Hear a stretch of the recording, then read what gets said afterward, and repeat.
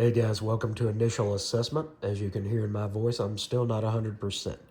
So this is probably going to be shorter rather than longer.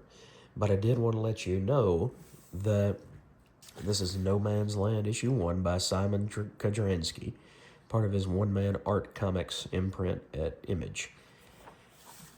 Here you get Kevin, who is a soon-to-be retired FBI agent. And he ends up getting sent to the Arctic, to the Diomede Islands, during the Cold War, because there is a girl who was murdered there. And this is Kevin. And Kevin is trying to ride out the storm until his very last day, which is not very long. Unfortunately, they decided, the FBI that is, how cool is that? He walks in and doesn't see anybody, and then all of a sudden you get this guy over here in the shadows. But they're sending him because they want somebody who is experienced, they know what they're doing, but it's also a very politically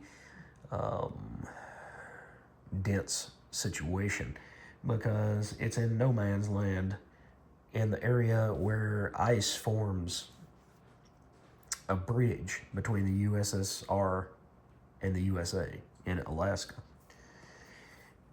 You get these really deep, thought out word bubbles, a lot of text, but unlike other writers, it's all contextual.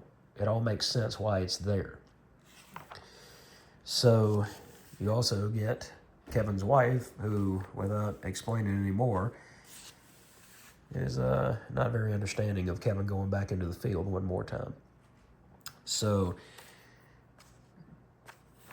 overall, for an initial assessment, every one of these books that he's done, Blood Commandment, Something Epic, and now No Man's Land for Image, have been something epic. They have been well thought out, well paced, awesomely drawn.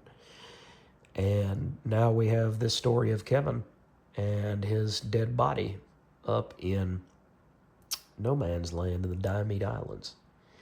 So if you're looking for something politically intriguing that's not the Department of Truth, but something that still really brings out your thinking cap, it makes you think in the same way that Metal Gear Solid was a political story. Sure, there were bits and pieces of Metal Gear Solid that were not feasible. Psycho Mantis, those sorts of things.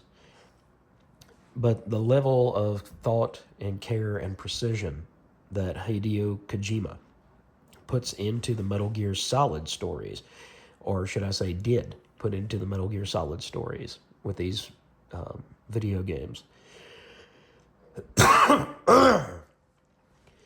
is the same level of precision storytelling that Kudranski puts into No Man's Land. So if you want something that's, like I said, well thought out, well paced, and brings you a sense of political intrigue from a time past, then I don't think you can go wrong with this story.